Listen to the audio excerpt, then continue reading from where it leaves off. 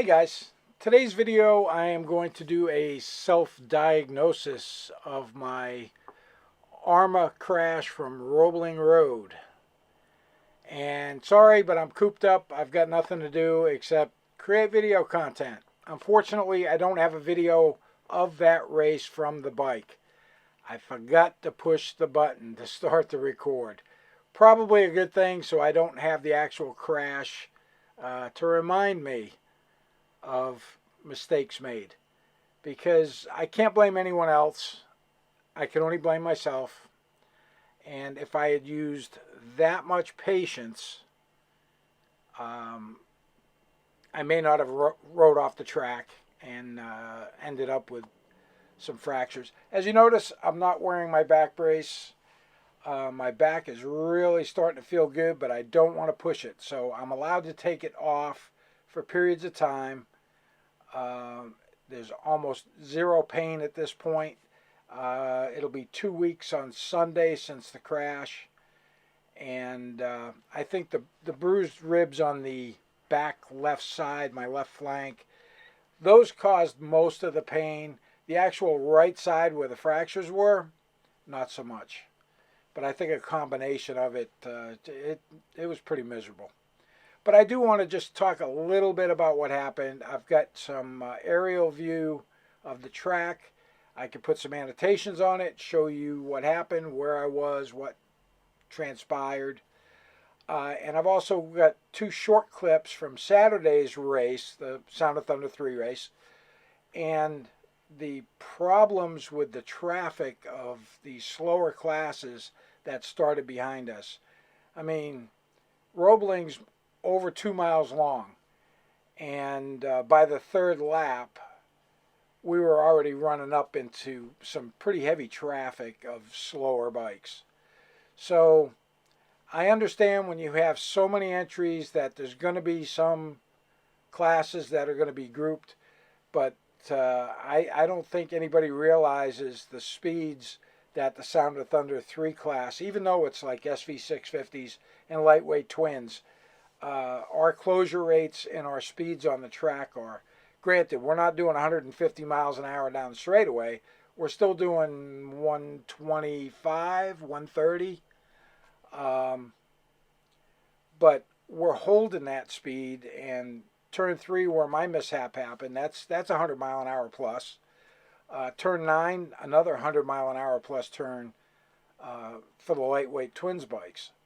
So, you know, I understand that they have to figure out where they're going to put these classes, but and it is what it is.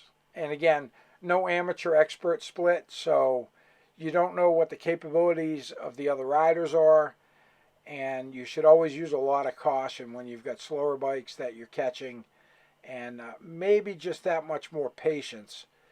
But with the video clips, I'll show you how I got caught up in the moment, made a poor decision, which ended up with me riding off the track. So let's go over the actual accident first, and then I'll give you a couple of clips of the traffic. One just general traffic, and then another with turn 3 traffic, and how that can really upset your rhythm. All right, so this is an overhead shot of Roebling that I did for the intro of one of my other videos, just to show you the overall track. Front straightaway is on the right, and on the left side is the entrance to turn 3. And I'm going to make some annotations here, if at all possible. So first off, this is my pit right here. So that little red circle is where I am pitted. My wife and some friends and some new friends that I've met here at the AHRMA race are all standing along the fence line. So I come out of 2, and I'm racing with 2 other guys for 3rd position. We're pretty tightly grouped, and we came up on slower riders from one of the slower classes that started behind us. And I want to say this is either lap 3 or lap 4. I think I completed lap 4. So this would have been the start of lap 5. And yeah, they were much, much slower than we were. And the two bikes I came up upon, and let me just draw another little block, or draw a little line here. So right in here, this blue line is where I came up on them. Now, one of them was a little bit closer to the inside and closing up the inside. The other one was just to the right of mid-track. And my rate of closure was really quick. And I mean, I had the other two bikes got by them pretty good. So I had to make the decision, what am I going to do? Am I going to go between them? Am I going to try and go on the inside? My best bet at that point probably would have been to swoop into the inside and just hope he doesn't close down on top of me. However, the speed I was going, I split right between the two riders. And by the time I got the bike cranked back over, which probably would have been somewhere right around in this area, I ran out of racetrack. So I stood the bike up straight and I rode straight off the track here, and I was basically heading straight for my pit.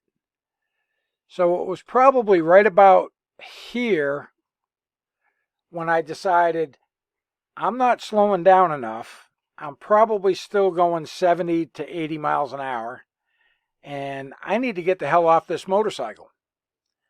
Well, by the time I thought about that and was about to prepare myself to get off the bike, I actually came into the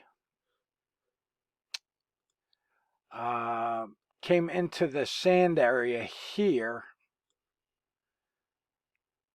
and I don't know, for some reason the right side of the bike is what hit the ground because it bent the right rear set pretty good.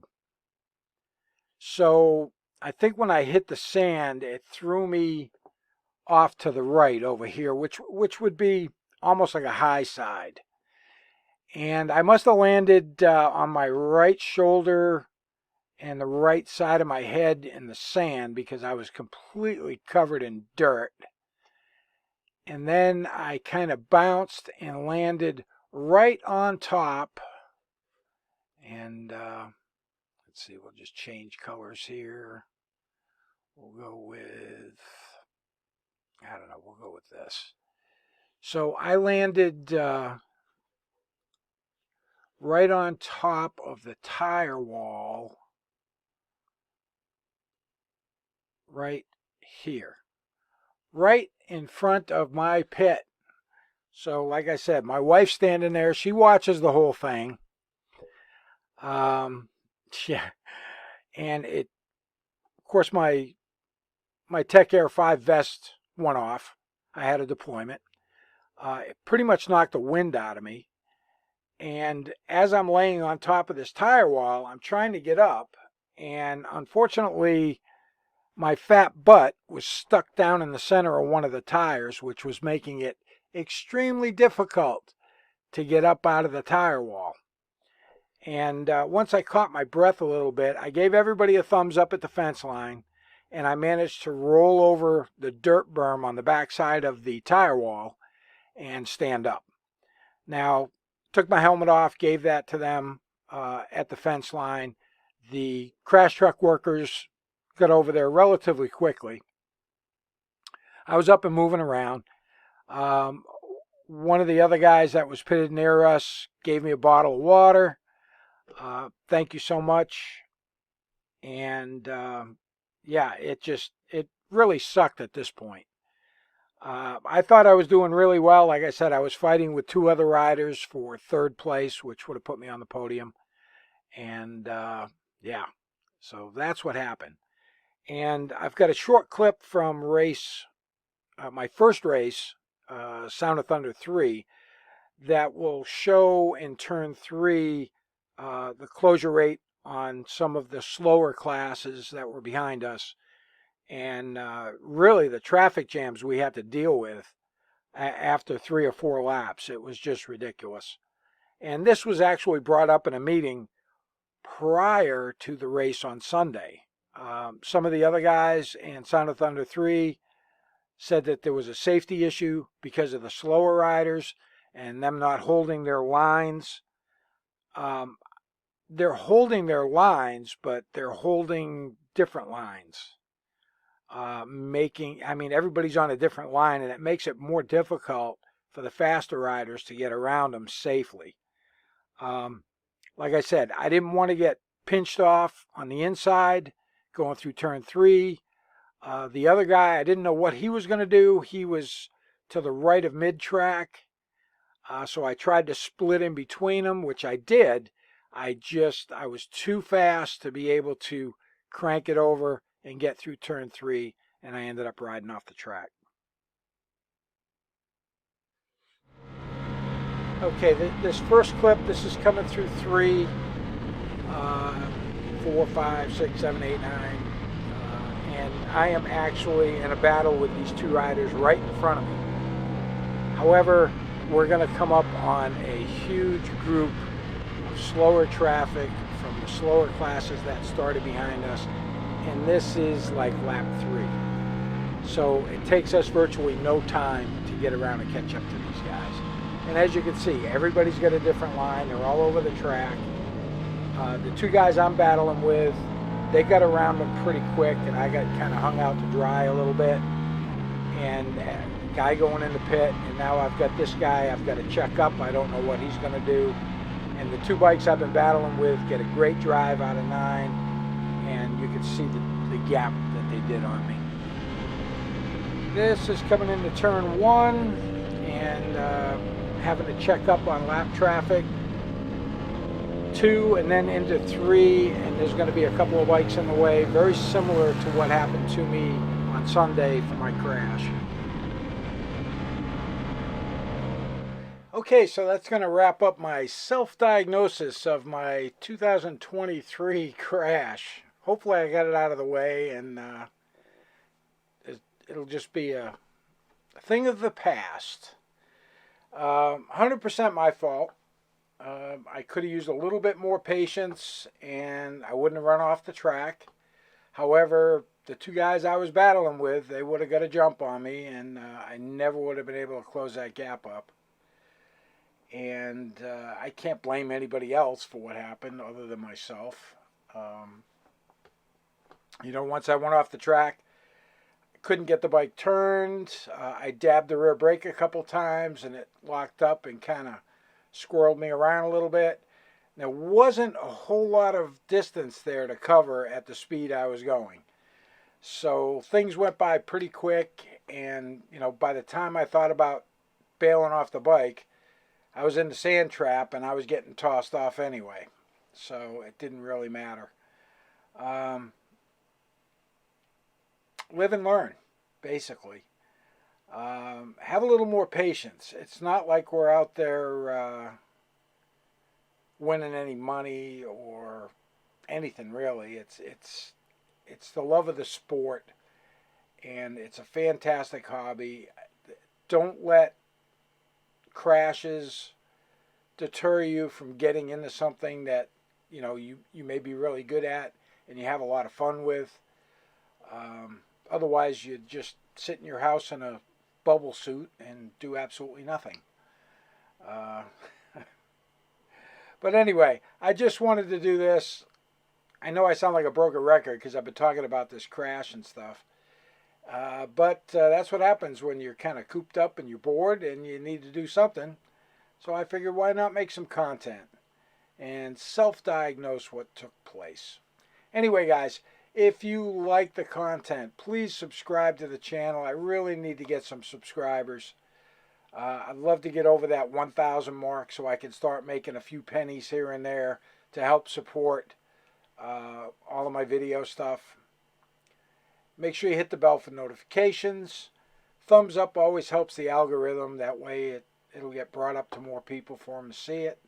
If you're out there riding on twos, keep that shiny side up, rubber side down. That's the best way to be. And as always, have yourself a great day.